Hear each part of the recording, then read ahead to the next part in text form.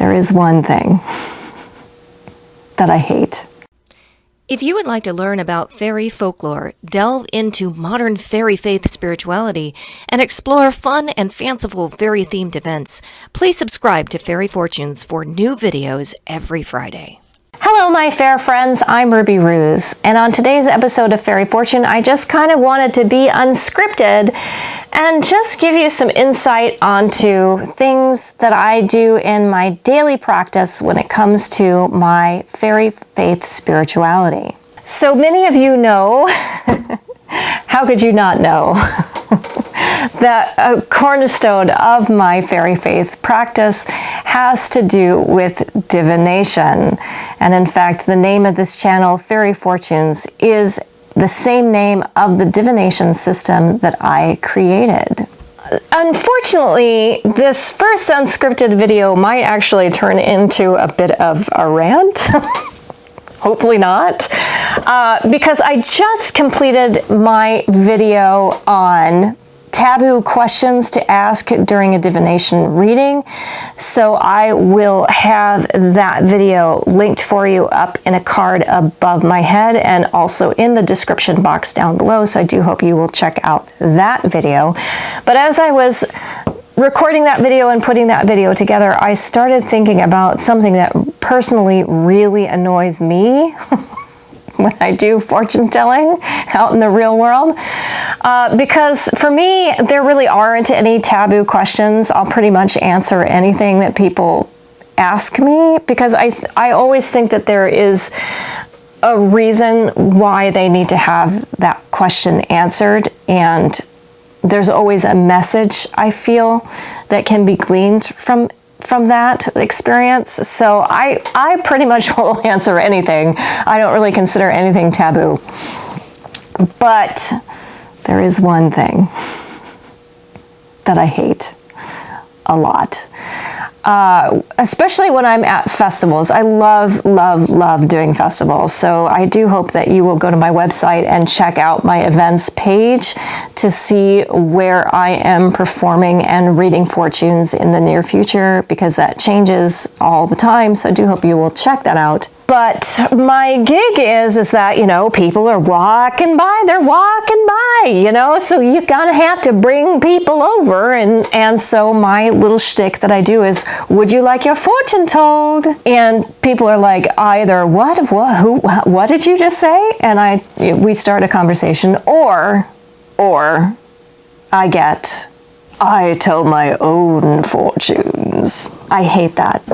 I really do. That is the most annoying thing ever. And here is the truth about that. When someone says to me, I tell my own fortunes, they're telling me how little they truly know about fortune telling. And let me explain why. I really don't care how long a person has been telling fortunes. I don't really care where they learned fortune telling. I don't really care what system they're learning. I don't care if they're the most famous psychic in the world. I really don't. If you tell me that you tell your own fortunes or you do your own divination, you are telling me that you know nothing about fortune telling and divination. You are. Because fortune telling and divination of all kinds, even if it's psychic readings that have no symbol system, what you are doing for people is you are providing perspective.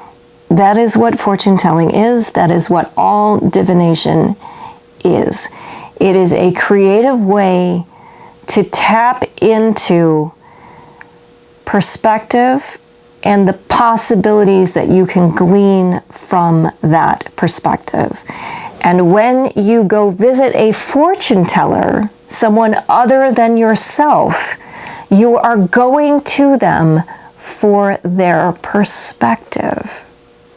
So yes, you can do divination for yourself, often to great success. I do divination all the time. Not only do I do it at festivals and in video readings, I do divination on a regular basis, if not daily, for myself. As I said, it is a cornerstone of my fairy faith spirituality.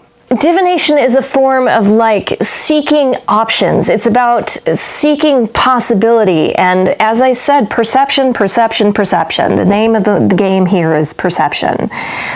Sometimes it is worth your time to seek someone else out that has a unique perspective on a certain issue.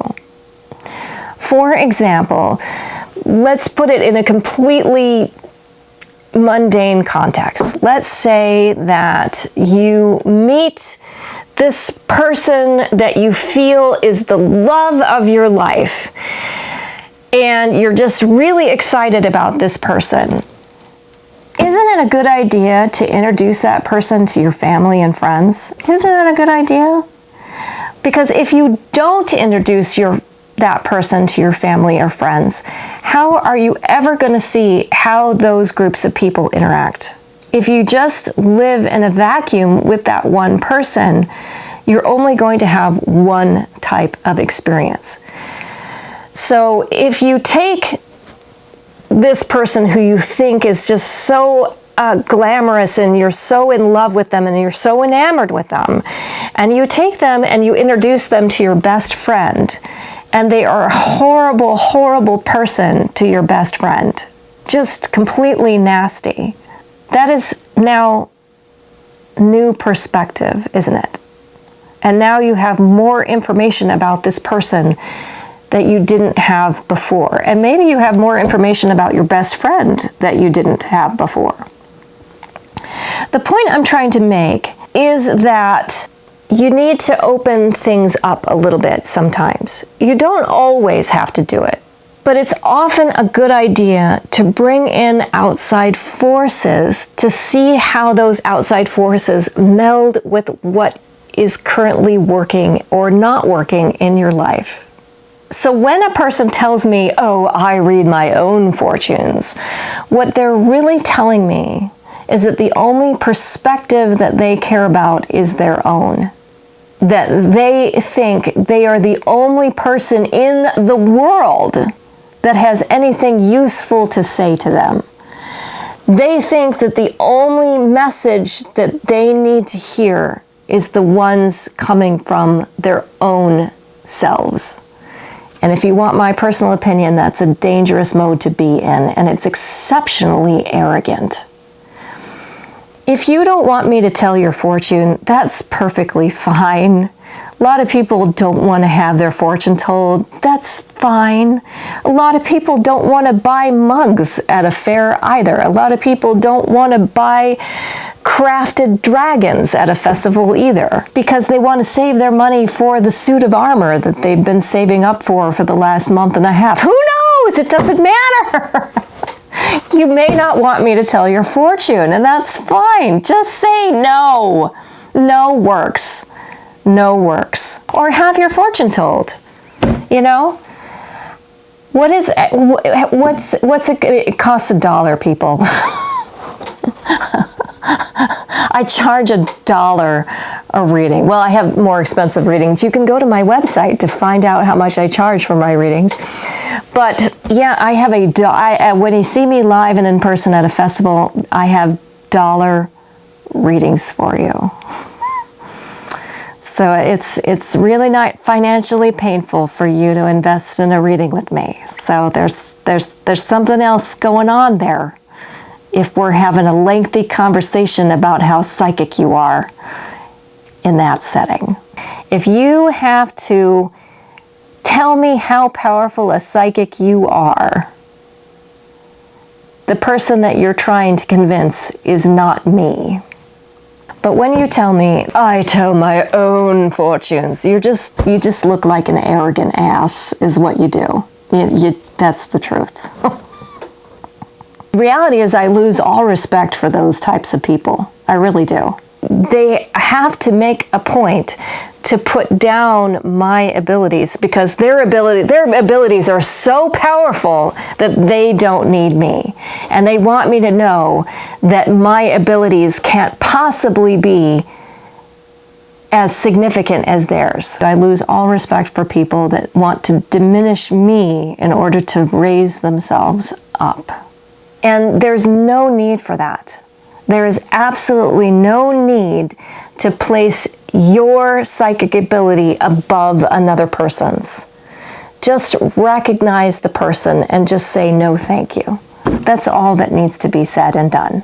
A true psychic or diviner fortune teller, what have you, understands and validates the abilities of other people out there. And so the correct answer that a true psychic would give to another fortune teller is not right now, thank you, or simply just no. Because they don't want to. That's really the truth. You just don't want your fortune told. And that's perfectly valid. I guess, it's something else. I mean, if somebody wanted to discuss their psychic abilities with me, there's a better way to do that. There's a better way to do that than be like, oh, you're nothing. I don't need you to tell my fortunes because you're nothing compared to me. How about saying, I'm a fortune teller too. How do you do fortune telling? Or I'm a fortune teller too. Can I talk to you about my process? That is a conversation I would love to have. Well, I do hope that I didn't come across as too ranty or too pessimistic in this video. I just kind of wanted to convey something that really is a pet peeve of mine that I haven't really seen anyone else talk about. And I think that this is the question that we need to talk about. As witches, as fortune tellers, as diviners, as people that receive messages from the spirit, we don't need to put each other down. We can still recognize the spiritual power of another person. Let's not put each other down. Let's uplift each other. I would really like to actually experiment more with this unscripted setting. So if you would be so kind to leave a question for me in the comments down below, or maybe a topic that I could use for an unscripted session, that would be really helpful and great. And I would certainly appreciate it if you could increase my visibility here on YouTube by giving this video a thumbs up.